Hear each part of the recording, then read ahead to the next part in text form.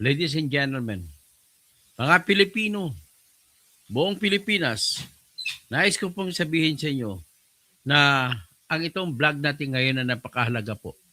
Ito po ay sobrang napakahalaga sapagkat po ito po ay apektado ang ating bansa. Ang aking sasabihin sa ngayon ay patungkol sa tinatawag na impeachment versus Sara Duterte na pinaplano ng mga makakaliwa, makadilaw, mga makabayan. Talaga bang makabayan kayo o pampagulo kayo sa bayan? Ito po ang masasabihin ko lang sa inyo. Luluha man sila ng dugo, mababasura lamang ang impeachment laban kay Sara Duterte. Ipaliwanag natin kung bakit. Ito po yun. Una, nais ko lang sabihin sa inyo na tinutulungan kong aking inaanak, kung sino malapit sa Parañaque dyan, pwede kayo kumain sa Tio Paing. Dyan lang yan sa, dyan lang yan matagpuan sa San Isidro. Number 8279. No? 8227. Arcadio Santos Avenue, Sukat, sa Parañaque. Okay, masarap yun. Sobrang sarap. Pwede kayo kumain mga sandwiches dyan. O sobrang sarap po. Okay. Sigurado po ako na mabasura ang isasampa nilang reklamo. Maubos lang oras nila, hindi nila ma-impeach si Sara. Yun lang po masasabi ko. Bakit? Una, sabi Johnny Robles, nakita ko yon. Si Erwin Tolpo pa nangunguna na dapat daw umpisa ng impeachment ni Sara. Ito lang si Tolpo kasi si Bendalo, Mr. Bendalo eh. Wala naman tong alam sa batas. Kwento ng kwento siya. Ay, nako. Umalis ka na nga dyan, mag-resign ka na lang kung hindi ka ayaw mo papahiya. Malapit na po mag-umpisa ang katakbo ng kaso ko laban kay Erwin. Naku, waranto. Kaya ikaw, Erwin Tolpo, huwag ka magmayabang. Unang-una, hindi ka abogado. Pangalawa, hindi ka nag-aral ng mga kursong mga legal. Kagaya, meron ka bang kahit yung constitution, hindi mo alam eh. Alam mo ba yung batas sa civil code? Mabuti pa yung mga nag-aral sa mga business schools at saka sa mga CPA, pagka-CPA, meron silang obligations and contracts. At least alam nila ang batas Mabuti pa yung mga pulis, nag-aral sa criminology, nag-aral sa revised penal code at iba pang batas. Ganon po yun, Mr. Erwin Tulfo. Do not speak with you not know nothing. When you know nothing about it. Tapos sabihin mo, you can sometimes you have to bend the law. Who are you to bend the law? Not even me can bend the law. Not even Marcoleta. Not even Remulla can bend the law. The law is supreme. The supremacy of the law must always remain. The rule of law must be followed. Otherwise, kung hindi natin sundin ang batas, marami pong papatay ng tao. Maraming magdanakaw na hindi naman sila sabihin lang, hindi kami pwede ipakulong kasi kami ang batas. Ours is a government of men and not of laws. Ours is what we call as the government where what is observed is the force of the law, not the law of the force. Intindi? Okay. Ngayon dito, pag-usapan natin. Una, ang proposition nila ay magsasampa sila ng bagong impeachment complaint sa February 7. Kasi sinabi sa decision ng Supreme Court na yung unang sinampa yung kaso ay sobrang depektibo. Hindi matatanggap kahit saang palengke. Bakit? Kasi i-review lang natin ng konti. 4 na reklamo ang sinampa ng mga tauhan ni Tambaluslos. Ngayon, dahil na-discovery na natin ang mga flood control, mga AX, mga ayuda sa AKAP, ay dito natin masasabi na sa ngayon na konektado, direkta sa impeachment yung gusto ni Saldi Anirin Romualdez na magiging presidente ng Pilipinas sa pamamagitan ng pagbusog sa tiyan ng mga sakim na congressmen At ang ginagamit na pambusog sa tiyan ng mga sakim na congressmen ay nanggaling din sa pera ng bansa na ginagawa sa pamamagitan ng batas. You are the biggest tip to have occurred here in the Philippines in tandem with your cousin BBM. Grabe kayo. Pag-ari niyong Pilipinas, mga pera ng bayan, biro mo magbibigay very sure na kada buwan may 1 bilyon na binibigay, 2 bilyon na binibigay kay BBM sa pamamagitan ni Romualdez, binibigay ni Saldico. Andyan ang lahat ng mga maleta. Inisa-isa ko na. Nandiyan na lahat. So, yan pong ebidensya ng impeachment. Yan po nanggaling sa impeachment. Gusto ni BBM ma-impeach si Sara para magpatuloy ang kanyang liderato na maging presidente ulit. Babaguhin niya ang konstitusyon sa pamamagitan ng pagkudita sa sariling gobyerno. At kung makudita niya, ideklara niya ngayon na yung konstitusyon ay wala na. At para magpatuloy siya at gagayahin niya yung tatay niya. Ganun pong aking warning sa inyo. Pwede niyang gagawin yan kung kakampi niya po ang mga military. Ngayon, binubusog niya ang military. Binibigyan niya ng mga pataas na sweldo effective January. Ganun po ang gagawin niya. Wala ako nakitang dahilan. Yan lang po ang dahilan niya, maliban sa kanyang kasakiman. Akalain mo, nagkaroon natin ng presidenteng addict, siguradong addict yan. Tapos, hindi ka pa nahihiya. O, ito ngayon, yung pagiging addictos mo, tsaka pagiging sakim ninyo sa pera, na bilyon-bilyon kinukuha ninyo, ito ang dahilan kung bakit magsasampa na naman kayo ng bagong impeachment laban kay Sara Duterte. Pero kung legal ang pag-usapan, hindi kayo mananaig, mababasura lamang ang pangalawang impeachment ninyo. Ano ba kayo, mga galing na abogado? Kulang ko na sabihin na balik na rin ko na lang ang salita, lapok. Yan ang pinaka-kind word ko na maibigay sa inyo. Mga obobs, binabaliktad ko na lang. Ay, pinapahiya ninyo ang school ninyo kung saan kayo galing, Ateneo, UP. Pinapahiya ninyo. San Beda, pinapahiya ninyo. Saan kayo gumagawa naman ng legal theory ninyo ng puro mali?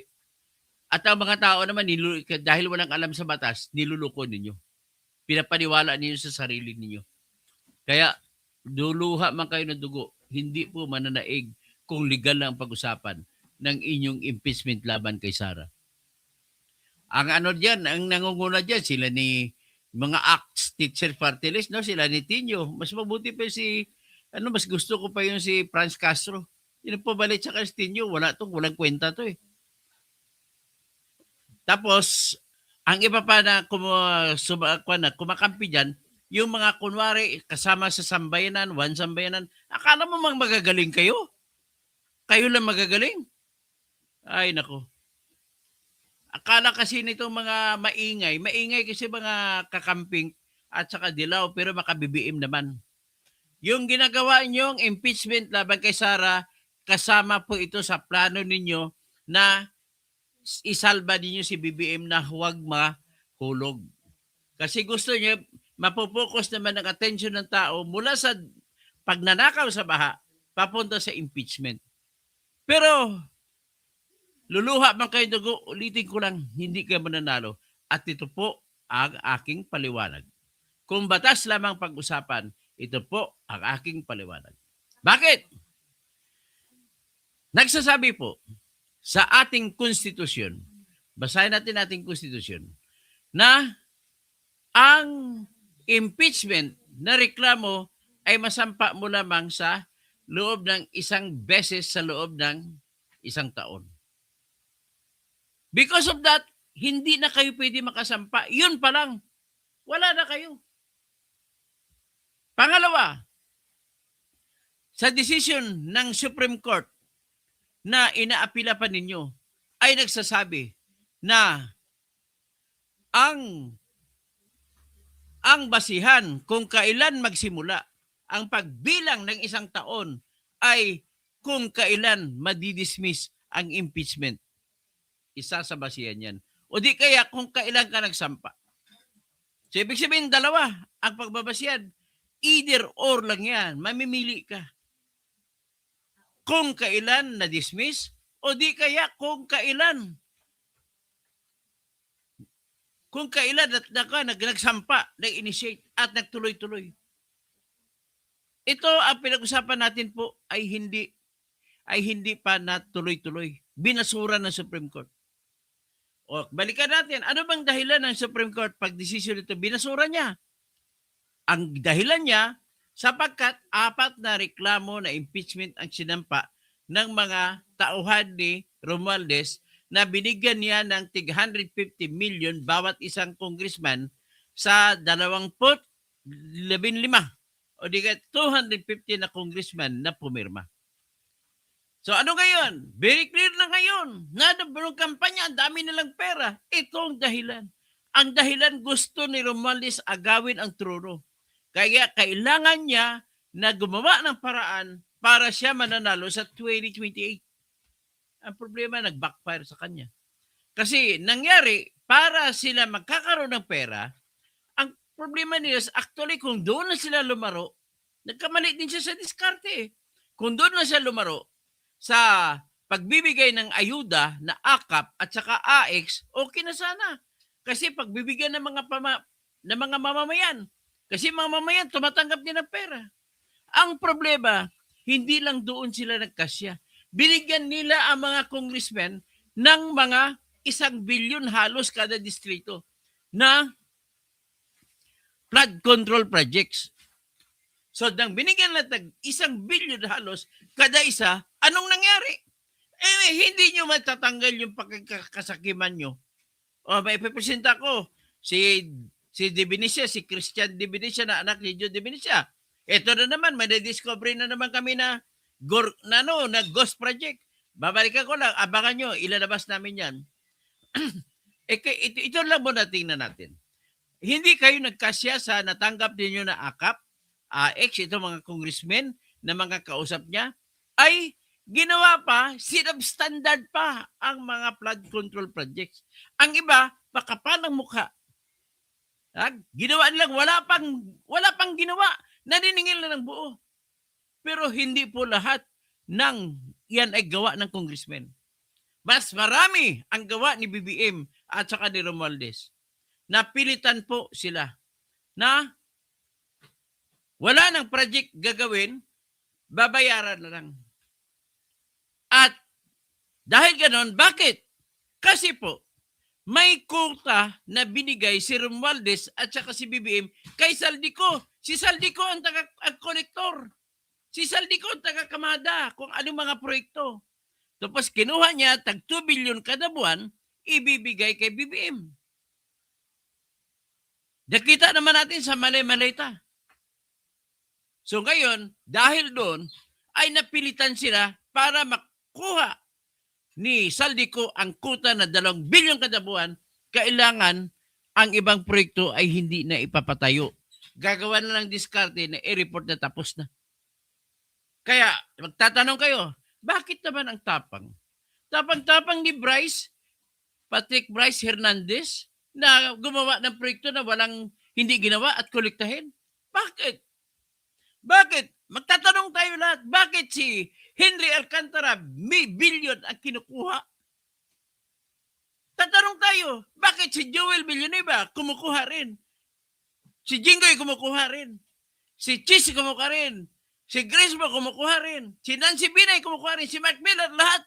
Kasi kailangan ni Bongbong yan para hindi sila magreklamo. Kailangan ni Romualdez yan para hindi sila magreklamo. Para hindi mabisto. Ang problema na bisto. So ngayon, nagkaroon na. Ang nangyari, ang tanong ko, bakit ang lakas ng loob nila? Kasi may backer. Kung walang backup, ang tanong, sino ang backer? Bakit ganun kalakas ang nila, ang tapang? Sino pa? Di si Romualdez at saka si BBM. Kami bahala sa iyo, hindi kayo makakasuhan. Oh. Kaya, nagpagawa si BBM para makalusot, para ilusot niya ang sarili niya mula dito sa iskandalong ito, bistado na siya ni Saldico, ay inunahan niya. Bago malamang mabisto ng tao sa kanyang State of Nothingness address, SUNA, ay sinabi niya, mahiya naman kayo! Siya pala kasama ron. Ginawa niya yun para itabunan niya, palabasin niya na wala siyang kasalanan. Hoy, BBM, sino pa pumirma ng budget? Di ba ikaw? At walang perang mailalabas para sa mga flood control kung hindi ka papayag. For all you know, tandaan niyo po, ay walang perang maaring ilalabas mula sa kaban ng bayan kung hindi papayag si BBM. Kasi magpapaalam pa sa kanya ang Department of Budget and Management kung magpapalabas ng pera sa kada proyekto. Tandaan niyo yan. So ngayon, may isa pa. Bakit naman ganun kabilis mag-withdraw? Ito po ang ginawa nila. Sa panahon ni Duterte po, hindi nangyari yan. Alam ko, may nakawan din na nangyari sa panahon ni Duterte. Kagaya ng Parmali. Pero sabihin natin, 14 billion ang nawala sa Parmali. Pero hindi nyo naman may tatanggi na lahat ng Pilipino na bakunahan. Saan ang galing ang pera pinabakbakuna? At least, meron, substandard man, pero meron. Hindi kagaya kay BBM. Puro guni-guni. So ano nangyari ngayon? Para matpatupad ni Saldico at saka ni Romualdez at saka ni BBM ang kanilang 2 billion kada buwan, ginawa nila, nagpalabas ng pulisiya, batas, sa lahat ng bangko na automatic na ang lahat ng District Engineering Office ay otorisado na mag-aproba, magpalabas kahit 1 bilyon na pera ng DPWH. Nga po ko. So ngayon, anong ibig sabihin nun? Sinabi sa hearing sa ICI nung kinwento ng Taga-Land Bank, kasi daw, meron na po kasing authority ang lahat ng Engineering District Office i-online lang nila. I-online lang. Release the fund to kung sinong kontraktor. Transfer lang. So ngayon, ang mangyayari, pag na-transfer, through cellphone transfer, ganun ang authority na binigay nila sa mga district engineers. Pero mo, tapos ang gagawin nila, para mabilis ang trabaho, bibigyan din nila ng share yung mga district engineers. Pabusugin din nila mga district engineers, lahat ng tao mga engineer, hanggang sa project engineer. Bakit kailangan ang pinakamababang engineer na project engineer? Kasi po, pag walang perma ng project engineer, ay hindi makasingil ang kontraktor. So, kontraktor ang may direktang connection sa politiko. Kasi ayaw nila na manggaling sa except na lang ito kay Alcantara at kay Bryce Hernandez na nag-deliver direkta kay Saldico. Yung ibang sistema, sa kontraktor sila kumukuha. So, ibig sabihin, ang kontraktor, pag in-online na ng district engineer sa land bank, i-transfer na sa account ng kontraktor, tapos na ang laban, tapos na ang gera. Bakit kasi binigyan ninyo ng kapangyarihan ang district engineering offices na mag-online? Parang nag-GCash lang para mag-deliver lang ako magpadala ako sa pamangkin ko, 1,000. Pang allowance sa school. Ganun na kabilis. Tapos ang kanila, pag online, i-click na sa laptop, ayun, lipat na ang kalating bilyon. Ganun ang ginagawa nila. So, ngayon, those things that have been exposed today are the reasons, are my proofs that they have that intention, deliberate and intense intention to become the next leader in 2028. Gusto nila perpetuation in power after 2028. Utangin na nyo. Punyeta kayo. Sa kalagayan natin ng politika ngayon, walang ibang pwedeng lumaban sa kanila kundi si Sara Duterte lang. Kaya susuportahan natin. That's the only way. Tapos sa 2028, pag iba ng pag magkaroon election, bahala na kayo, hindi nyo iboto si Sara. Wala na akong problema doon. Basta sa ngayon, emergency ang problema natin sa ngayon. Nanakawin at nanakawin ito. Magtatanong kayo, bakit umabot na si 60 pesos sa isang dolyares? Bakit? Sa panahon ni Duterte, hindi umabot sa ganun. Sa panahon na lang ni BBM, umakit-akit ang dollar. Bakit? Hindi nyo ba alam na marami ng mga negosyanteng maliliit sa bawat syudad dito sa Metro Manila ay nag-a-apply na magsara ng negosyo dahil lugi? Bakit lugi? Isa na po ang pinakamadaling dahilan kung bakit lugi. Ang pera hindi umiikot sa mga mamamayan. Tinatago lamang ng iilan na mga kakampi nila ng mga puro mga kurakot. Nilalagay sa mga kwarto nila mali-malit ang pera. Hindi umiikot. O yung mga trabaho ko nga, hindi ako makasigil. Sabi ng tinatrabaho ko, ay pwede ba ay naghanap pa kami, magutang muna kami bago pambayad. Ganon po ngayon ang sitwasyon. Kahit mga abogado, dati maraming mga kliyente gusto magpa-abogado kada may kaso. Ngayon, pupuntan lang sa PAW. Kahit ng ugali ng PAW, pasensya na kayo taga-PAW, ugali ninyo, ariglo. Yung mga lawyers na plea bargaining lawyers. Gusto niyo plea bargaining para ang trabaho ninyo ay maibsa na. Mahigit 100,000 ang inyong sweldo kada buwan. Tapos wala kayong sinseridad sa mga kliyente nyo. Pasensya na kayo mga taga-PAW, kinikriticize ko talaga kayo.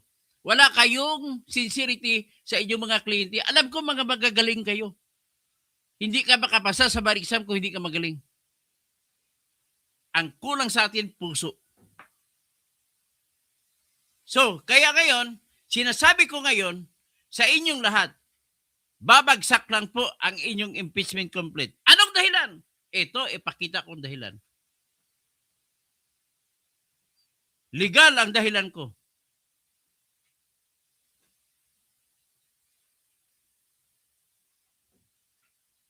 Pinaka-importanting dahilan, nasasabihin maraming dahilan, pero pinaka-importante, ilalabas ko. Mula ito sa decision mismo ng Supreme Court na hindi pa final sa ngayon dahil nag-motion pre-consideration pa sila.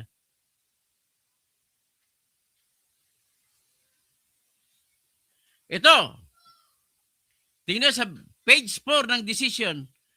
Okay, para makita ninyo, pinalaki ko yan.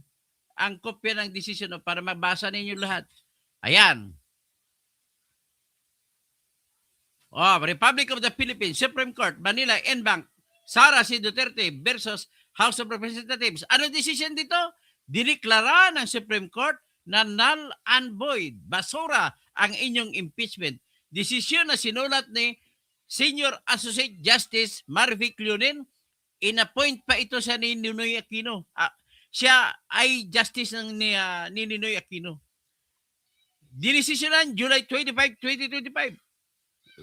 Tapos tingnan mo, alam mo kung bakit? Ang isa sa mga problema ninyo dito, tahasang sinabi ng Supreme Court na hindi nyo pwede gamitin na dahilan pang impeachment kay Sara ang mga bagay na ginawa ni Sara nung hindi pa sa Vice President.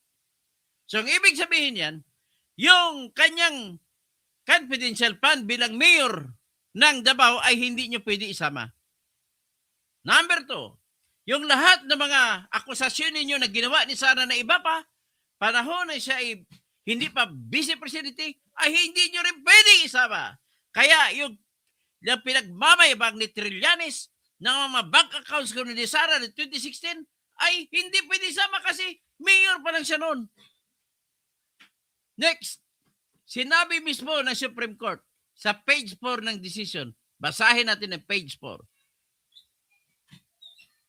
Ito, page 4. Second paragraph. Sinabi, the 1-year bar. Ibig sabihin, 1-year bar, ang isang tao na hindi ka pwede magsampa ng impeachment ay magsimula kung kailan na-dismiss ang impeachment complaint. O di kaya, ay hindi na siya viable. O di kaya, kung kailan mo na isampa. At dahil ang pinag-usapan natin ay ang impeachment complaint na sinampa ninyo na hindi pa naging final dahil nag-motion for reconsideration kayo, ay hindi kayo pwede magsampa kung may nakabinbin pa na kaso na impeachment. Intindi? Napakabubo na kayong mga abogado. Pinahiya nyo lang ang inyong school na UP, Ateneo, San Beda. Tinalo pa kayo ng ako, gumraduate lang ako ng pamantasan ng lungsod na Maynila, pamantasan sa likod ng Maynila, Manila City Hall, PLM. Intindi kayo? Bakit? Nag-ibar pa kayo. Kung nag-ibar kayo, hindi pa final ang desisyon ng Supreme Court na nagbasura sa inyong impeachment complaint. At kung nakabinbin pa, ay litis pendensya na yan. Hindi kayo pwede magsampa uli ng kaso ng impeachment. Pangalawa, ang isasampa ninyo, ayon sa inyong kwento na nabasa ko, uulitin nyo lang ang unang akusasyon. Kagaya ng Merigus Piatos. Ngayon, pwede papayagan ba kayo mag-ulit yan? Latest pendensya na naman ang kalaban ninyo, di kayo forum shopping. Kasi hindi pa natapos ang unang kaso na binasura ng Supreme Court sapagkat kayo ay nagsampa ng motion for reconsideration. Mga bubo ba kayo na abogado? Bakit kayo nag-imar? Hindi nyo lang hinintay. Kasi kung hindi kayo nag-imar, noong July 30 or August 30, 2025, ay tapos na sana. Kung hindi kayo nag-imar, kasi final na, magbibilang na lang kayo ng isang taon. Ang isang taon kayo, kasi hindi pa na final ang dismissal, hindi pa magsimula ang bilang ng isang taon. So kailan? Ano na ngayon? December 9. Bukas birthday ko. Ipagdasal nyo lang ako, hindi ko na kailangan, wala akong pera. Kaya kadila na lang sindihan ko sa pag-aking ihipin ko ng importante lang sa birthday. Meron akong hihipan na kadila. Ilagay ko sa bibingka. O yan ang aking cake. Anyway, kung hindi nyo sana inimar, ay dapat nakapagbilang, nakasimula ng bilang ng isang taon mula po ng araw. Pero ngayon dahil hindi nyo nag-imar pa kayo, hindi pa magsimula ang bilang ng isang taon para pwede pa kayo makasampa uli ng impeachment. Ano ngayon, December 9? Kailan ang 1 year na December 9? Mula ngayon. Halimbawa, ngayon, i-withdraw nyo ang BMR nyo lahat. December 9 din ng, December 8 ng 2026. 27, 28, election na. Wala na kayong time. Kaya, hindi nyo na mapipigilan ang pagpapanalo ni Sara Duterte bilang presidente ng Pilipinas. Maliban na lamang kung sariling kudita si BBM, kukuditahin niya sarili niya at ideklara hindi na epektibo ang konstitusyon at ulitin niya ang ginawa ng kanyang tatay. Naintindihan na niyo kung bakit hindi pwede luluha lang kayo ng dugo? Kasi sinabi dito sa page 4 ng decision ng Supreme Court, kapag withdraw ninyo, maging final na ito. At kung maging final, ito na kayo ng batas. Kasi sinabi sa Article 8 ng Civil Code of the Philippines, decisions of the Supreme Court pertaining to any matter at issue in any case forms part of the law of our country. So maging batas siya, hindi niya pwede suwayin. So 1 year bar, magbilang ka kung kailan nididismiss itong kasalukuyang kaso. Kaya naman dismiss. Kung i-withdraw nyo ngayon, automatic dismiss. Automatic, final na magsimula ng 1 year magbilang. Kung bukas i-withdraw, bukas pala magsimula. Hanggang ngayon, wala pang decision Supreme Court sa inyong motion for reconsideration. Kaya nga, yung katusuhan ninyo ay hindi talaga magbibigay ng kagandahan ang Diyos sa inyo. Kung i-withdraw, halimbawa, January nyo i-withdraw, di January 2027 naman kayo mag-file ulit. Sunod, eleksyon na. Kaya, natatawa ako sa inyo. Tapos, ulitin, hindi nyo pwedeng ulitin, hindi nyo pwede isama ang mga issue na mga ginawa ni Sara na kasalanan nung panahon na hindi pa siya vice presidente. Yan ang utos ng batas ng Supreme Court decision. Yan. Next. Tapos, ibig sabihin yan, ang mga abogado ninyo nakakampi ay mga bobo, hindi nag-iisip. Hindi ba lang walang foresight, walang projection. Nung panahon, iniisip kung tira lang ng tira. Kung ano makikita, tira. Very clear, the 1-year bar, 1-year prohibition sa pagsampa ng bagong impeachment ay magsisimula sa panahon kung kailan ang complaint o reklamo ay na-dismiss. Ngayon, pag-usapan natin ang sarili sa kasalukuyang reklamo, hindi pa siya na-dismiss ng final sapagkat nag-apila pa kayo. Iiyak nito si Risa Hontiveros. May pangarap na maging presidente. Oh, ang balita ko naman maswerte si Ronald Llamas sa kanya eh. Balita ko lang, hindi ko alam confirm kung totoo yan, pero ang alam ko parang girlfriend siya ni Ronald Llamas eh. Balita lang yun. Ronald, huwag kang magalit sa akin ha. Total maganda naman si Risa eh. Yeah, the lady from Capiz, Risa Hontiveros. O yan, ito po ang masakit na katotohanan. So, asa pa kayo? Ladies and gentlemen, yung mga kakampi ni BBM, kwento ng kwento, para mawala ang galit ng tao sa kanya, kumukwento ng mga corruption ng mga Duterte. Lahat na lang ng korupsyon ni Marcos, idikit nyo kay Duterte. Si Trillanes, style niya. And hindi na sila magnakaw kung hindi sila natuto sa panahon ni Duterte. Tama ba yun ang argumento na yan? 3 taon ka na ng Presidente BBM.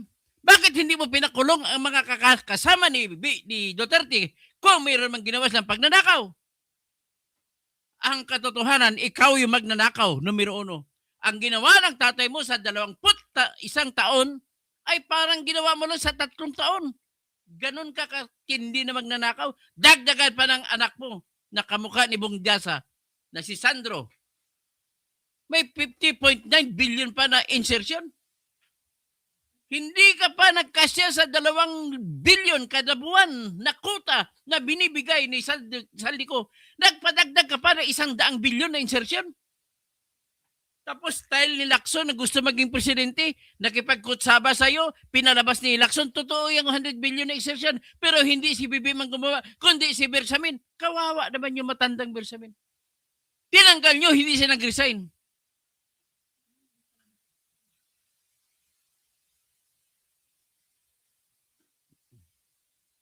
May interference sa akin. No? Dali lang. I-ripkan ko.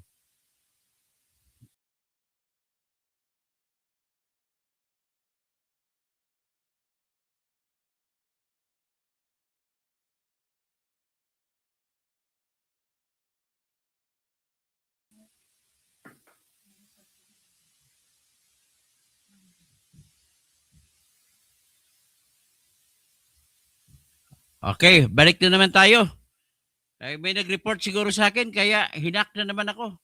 Buti na lang magaling ako. Kahit hindi ako IT graduate, buti na lang magaling ako. O, yan na naman ang sinasabi ko, gusto ko sabihin. Sa isang dahilan lamang, number 1, na hindi na sila pwede magsampa ng bagong impeachment.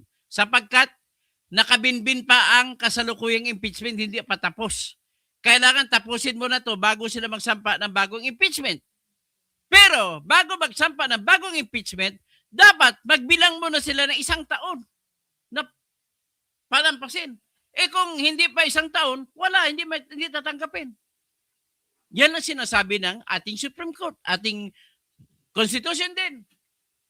1-year ban, 1-year bar, 1-year prohibition. So ang tanong, kailan magsimula ang 1 taon sa pagbilang? Ngayon, nag-uusap ako, nagmumura ako dito. Ay, andun pa sa Supreme Court, hindi pa nidesisyonan. Napakabobo niyo mga abogado kayo. Saan ba kayo nag-graduate? Puro mga magagaling na school kayo gumraduate, pero ang school does not make you a very good lawyer. Marami dyan, graduate sa UP, graduate sa Ateneo. O Gagay Caribolla, si Mr. Bendalo, graduate sa UP. kaklase ni Mr. Justice, Senior Associate Justice Marvic Lurin. Lahat po ang naging ugali na natin sa mga pamahalaan natin, mayor man, pati barangay captain. May mga proyekto, mga barangay captain sa pamamagitan ng pundo galing sa kanilang lungsod o galing kanilang munisipyo. Ang ginagawa po dito sa Metro Manila, alam ko po yan ang inyong ginagawa, Kapitan. Kapitan, huwag niyong antayin na magsimula ako ng Toto Patrol. Kasi ikutin ko kayong lahat. Anong ginagawa ninyo? Kunwari, may street light kayo project, papicturan lang, tapos isubmit, kukunin ang pondo. Ganon ginagawa nyo dyan. Tapos marami dyan, sinasamantala ninyo yung proseso ng pagkuha kung sino kontraktor na dahil maliitan lamang, hindi na kailangan ng bidding. Ay, nako. Saan ka makakita Senate President sa school bukol gumraduate? Tito Soto, may anak ka pala eh. Grabe. O ikaw, Rapi Tolpo, nagbabayad ka pala ng nagbibigay ka ng tip 300,000 para lang ma-date mo yung babae. Iba pa yung tip. Iba pa yung kung mapasok mo sa motel. O hotel, hindi ka naman nagmamotel eh. Hotel kasi marami ka naman pambayad na galing sa taxi. 'Di ba? Rapi Tolpo? 5 billion po ang iyong insertion. Si Risa Ontiveros, 3 billion. Ang pinakamalaking insertion sa Senado ay si Grace po, 11 billion.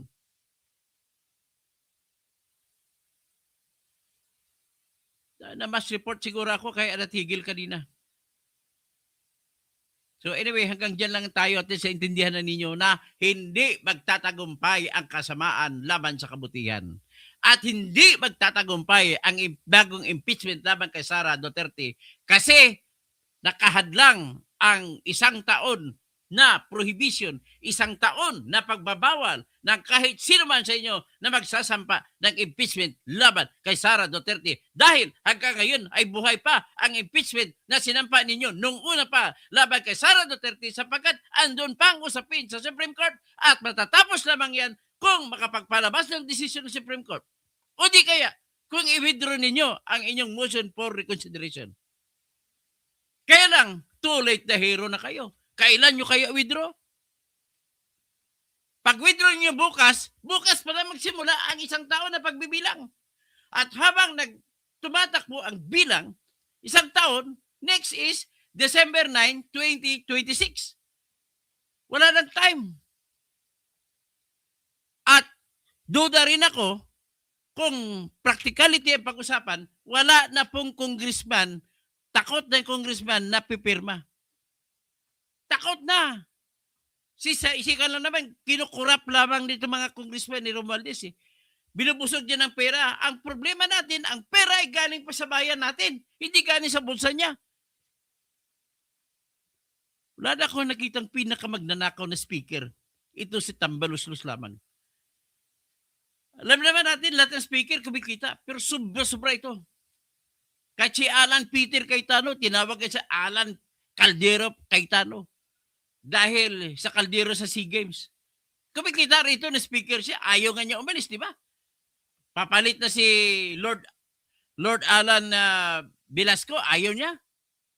Kaya alam ko, pero yung pagiging kawatan ni Alan Peter Cayetano, triplihin mo pa yan. Ay, sobra-sobra pa si Martin Romualdez. At bakit naman? Kasi andyan yung kanyang pinsang buo. Kaya bawal talaga nagkakaroon. Hindi magkakaroon ng tinatawag na independence. Hindi magkakaroon ng checks and balances kung ang presidente at speaker ay magpipinsan. Get to hell with our system.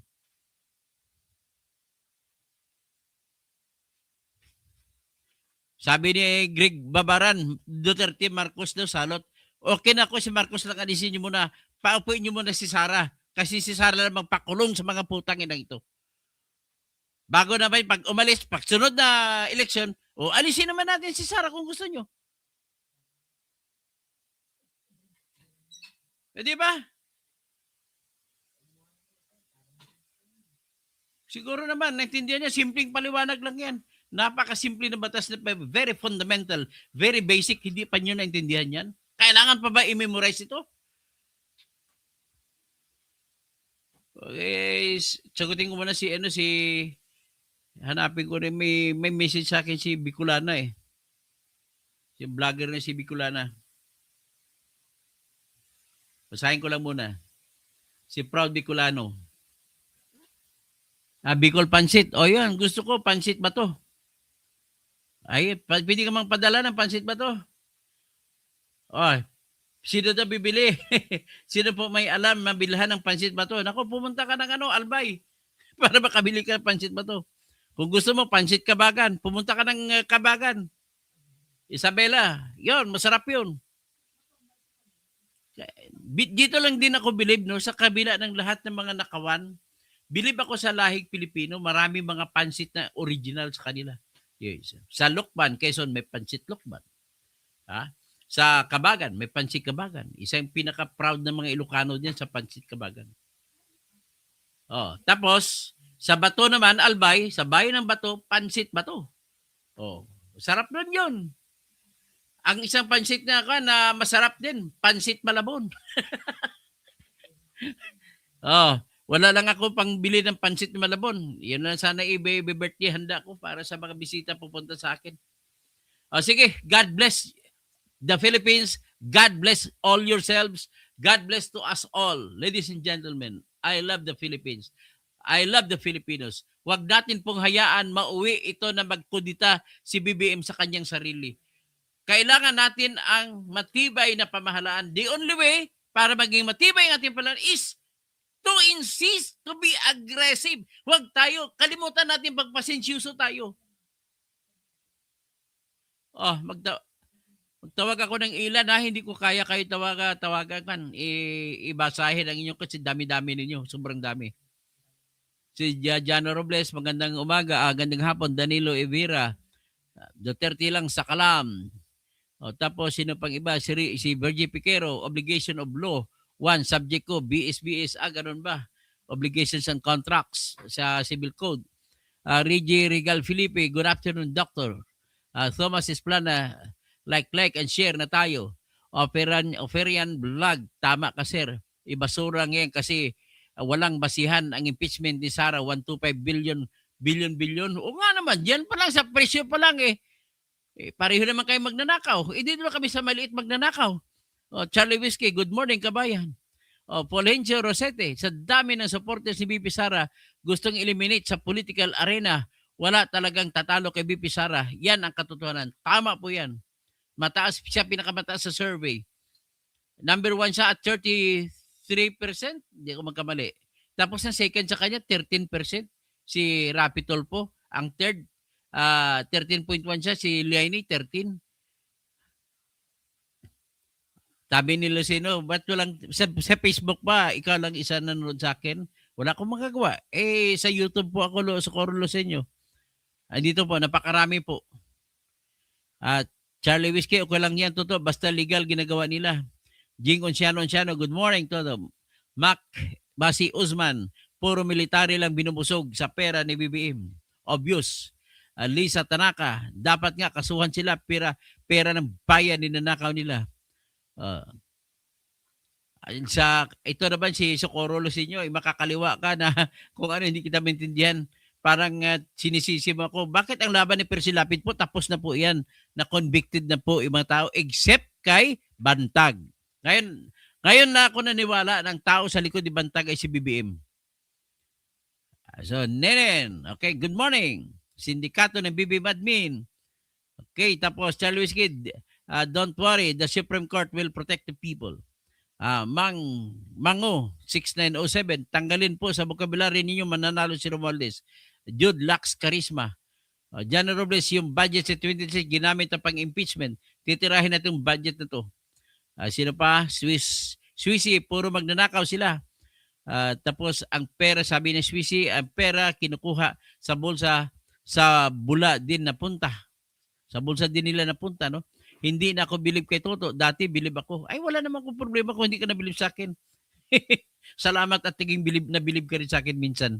Charlie Whiskey, hindi lang yan pati sa accounting, hindi pipirma kung walang project acceptance report. Tama po yan.